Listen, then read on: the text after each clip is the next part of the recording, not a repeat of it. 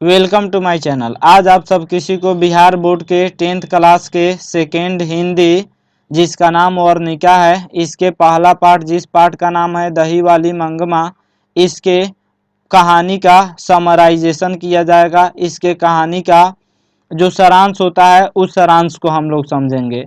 यह जो वर्णिका है यह 10 मार्क्स का पूछा जाता है। इसमें जो है यहाँ पे जो कहानी दिया गया है, कहानी में से 10 मार्क्स का पूछा जाता है, इसलिए यह 10 मार्क्स के लिए बहुत ज़्यादा इम्पोर्टेंट है।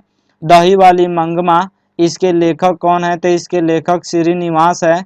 श्रीनिवास का जन्म कहाँ हुआ था? तो इनका जन्म कर्नाटक के कोलार में 6 जून 1891 ईस्वी को हुआ था और इनकी मृत्यु 6 जून 1986 ईस्वी को हुई थी। इनका पूरा नाम था मास्ती वेंकटेश अयंगार। यह कन्नड़ साहित्य के प्रतिष्ठित रचनाकारों में से एक थे। और यह जो दही वाली मंगमा है, यह कहानी कन्नड़ भाषा में लिखी गई है, कन्नड़ साहित्य में लिखी गई है। और इस कहानी का हिंदी अनुवाद किसने किया हुआ है? तो इस कहानी का हिंदी अनुवाद BR नारायण जी किए हुए हैं। पाठ परिचय को जान लेते हैं। तब प्रस्तुत कहानी दही वाली मंगमा भावना प्रधान कहानी है। इसमें भावना को, इमोशन को ज़्यादा दिखाया गया है। इसमें 2 पीढ़ियों की भावनाओं को लेखक ने बड़े ही स्वाभाविक ढंग से प्रस्तुत किया है। कहानी एक दही बेचने वाली की है जो परिवार में सब पर अपनी धाक जमाना चाहती है, जबकि बहू अपने अधिकार का त्याग करना अपना अपमान समझती है। कहानी का आरंभ दही वाली मंगमा के दही बेचने से शुरू होता है। चलिए कहानी को शुरू करते हैं। कहानी क्या है? तो मंगमा औलूर के समीप वेंकटपुर की रहने वाली थी और रोज दही बेचने बेंगलुरु आती थी। वह आते जाते मेरे पास बैठती और अपनी बातें करती थी। किनके पास बैठती थी? तो मंगमा जो है बेंगलुरु जाती थी दही बेचने, और यह लेखक के घर भी दही पहुंचाने जाती थी। तो वह लेखक के पास बैठती थी और अपने सुख दुख किया करती थी, बातें किया करती थी। एक दिन वह मेरे बच्चे को देखकर अपना पुत्र और पति की कहानी कहकर पति को अपनी ओर आकृष्ट करने की रहस्यमयी बातें कहने लगी। आदमी को अपने वश में रखने का 3-4 अपना अनुभवपूर्ण गुर भी बताया, तरीका भी बताया। 15 दिन बाद मंगमा आई और रोती हुई अपना गृह कलह, अपने पारिवारिक झगड़ा तथा बेटा बहू, गृह कलह का मतलब होता है पारिवारिक झगड़ा, पारिवारिक झगड़ा तथा बेटा बहू से अलग होने की दुखद कहानी सुनाई। इस प्रकार बेटे बहू से विरक्त होकर अपने जोड़े हुए पैसे को अपने साज श्रृंगार पर खर्च करने लगी। इससे वह कुछ लोगों के आलोचना के पात्र भी बन गई। कुछ लोग उसका जो है नीचा दिखाने लगे, उसका हिनाई करने लगे।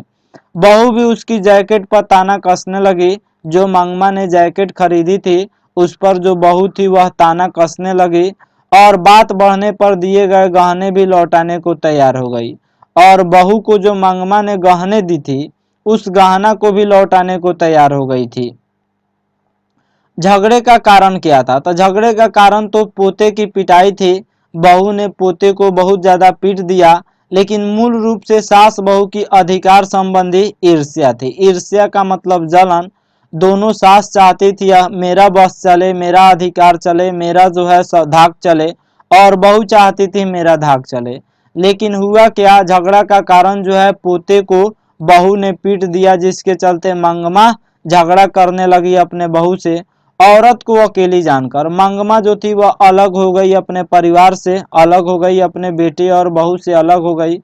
और अलग होकर जो है वह दही बेचने लगी और जो भी पैसा कमाती थी उसको अपने साज और श्रृंगार पर खर्च करने लगी।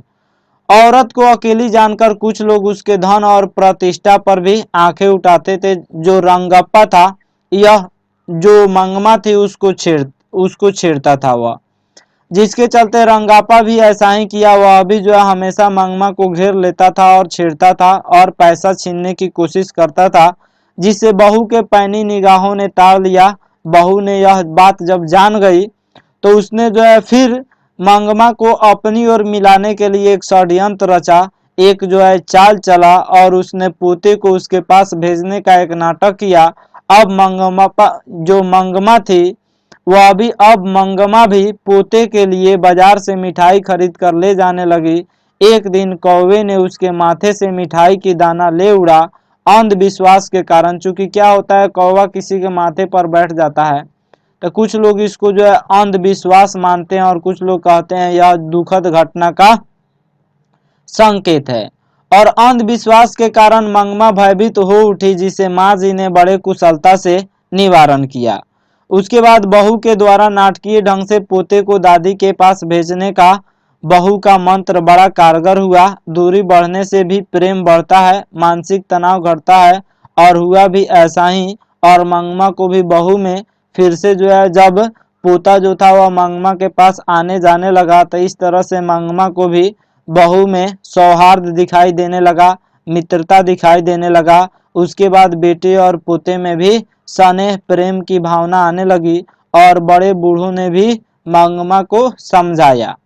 बहू ने मंगमा का काम अपने जिम्मे ले लिया। उसके बाद फिर दोनों मिल गए और जो बहू थी वह मंगमा का काम जो है वह बोली कि अब माँ जी आप बूढ़ी हो गई है, आप दही बेचना छोड़ दो, आप घर पे रहो, मैं दही बेचूंगी। और इस तरह से बहू जो है वह मंगमा का काम अपने जिम्मे ले लिया और वह दही बेचने लगी। एक दिन दही बेचने के क्रम में नंजम्मा किसका नाम था, तो मंगमा के बहू का नाम था। नंजम्मा आई और मुझे सारी बातें बताई। उसने परिवार का जमा पैसा लूट जाने के भय के कारण, डर के कारण बहू बड़ी कुशलता से पुनः परिवार में शांति स्थापित कर लिया। यानी उसने एक नाटक किया और अपने बेटे को मंगमा के पास भेज दी, बहू ने अपने बेटे को मंगमा के पास भेज दी और इस तरह से जो है फिर से शांति स्थापित हो गया। और मंगमा ने जो भी ज्यादा रुपया जमा की हुई थी वह सब अपने बहू और बेटे को दे देती है और शांति स्थापित कर लिया गया। और फिर पहले की तरह वे लोग फिर खुशी से खुशहाल पूर्वक रहने लगे। अंत में लेखक इस निष्कर्ष पर पहुंचता है कि सास और बहू में स्वतंत्रता की होड़ लगी हुई है। सास और बहू में स्वतंत्रता की होड़ लगी हुई है। उसमें माँ बेटे और पति पत्नी है।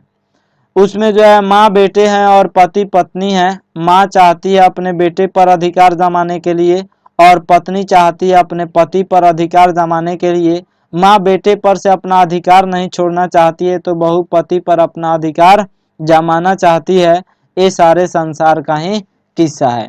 अगर वीडियो अच्छा लगा होगा तो लाइक करें, कमेंट करें और हमारे चैनल को सब्सक्राइब करें और इस वीडियो को अधिक से अधिक फॉरवर्ड करें। आशा करता हूँ यह वीडियो आप सब किसी को अच्छा लगा होगा। Thank you watching my video.